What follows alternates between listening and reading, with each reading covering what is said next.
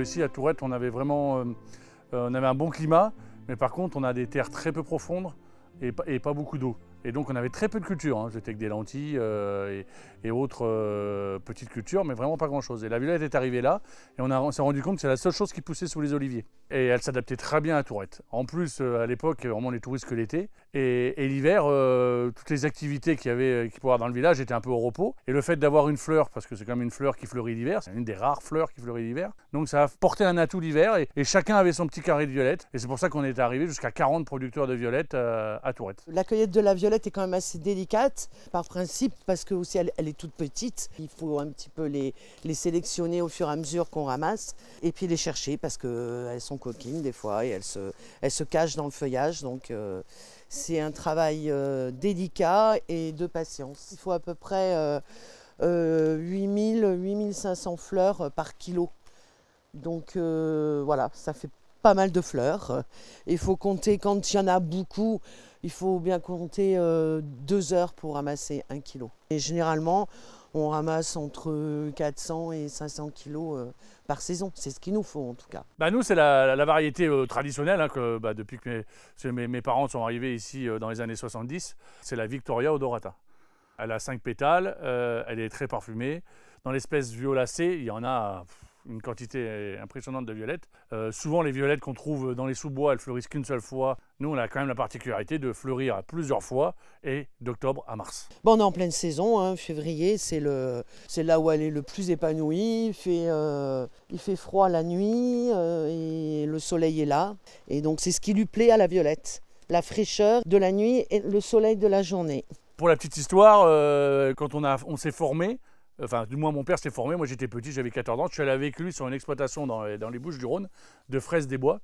Et on est allé pour la lutte biologique, hein, pour essayer de voir comment on pourrait la faire pour la violette. Et là, on s'est retrouvé dans une exploitation avec des boudins, là, de fraises des bois. Et forcément, tout de suite, ça nous a donné l'idée, mais on pourrait faire des violettes avec. Et donc, le gars était très sympa. Et l'année suivante, on lui a donné des plants de violettes. Il en a planté une dizaine de boudins. Le résultat a été parfait. Après, on s'y est mis à le faire nous-mêmes. Le fait de l'isoler du sol et de le mettre dans un substrat qui est complètement neutre, qui est la perlite, en fait, on repart sur une page complètement blanche. Et donc, on élimine tous ces ravageurs et maladies sans pesticides. Un chiffre qui est très marquant, c'est que quand mes parents ont commencé la violette, ils étaient environ à 40 traitements par an. À l'heure actuelle, j'en fais entre 0 et 1. Je suis beaucoup sur de l'observation et j'ai mis en place une lutte biologique raisonnée.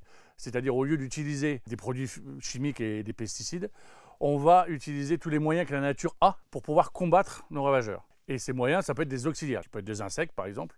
Et donc c'est des insectes qui vont nous aider. Donc nous, notre boulot, c'est de favoriser nos auxiliaires pour qu'ils se développent le plus rapidement possible pour combattre nos ravageurs. Et le deuxième boulot, c'est d'essayer toutes des méthodes basiques, sans produits chimiques, pour limiter la population de ravageurs. Donc tout ça, c'est une autre façon de voir l'agriculture et c'est une autre gestion. Disons que le ramassage de violettes de nos jours n'est plus pénible comme il a pu l'être, puisque nous cultivons sur la hauteur, donc on fait un petit peu de gymnastique, donc c'est pas désagréable à accueillir, au contraire.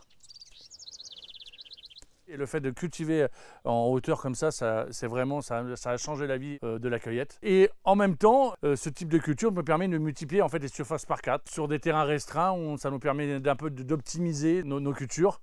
Et en même temps, le culture hors sol permet aussi de limiter 2 choses, la consommation d'eau et la pollution. Comme on est hors sol, tout ce que la plante ne va pas prendre, l'eau et les éléments minéraux, on va pouvoir les récupérer au bout de la serre. Et ensuite, on va les réinjecter dans l'arrosage traditionnel. Et comme ça, on a un circuit fermé. Et en même temps, comme on n'a aucun rejet à l'extérieur, pas du tout de pollution au nitrate. Tout reste au sein de la culture. Donc là, pour moi, c'est 100% bénéfique, 0 pollution.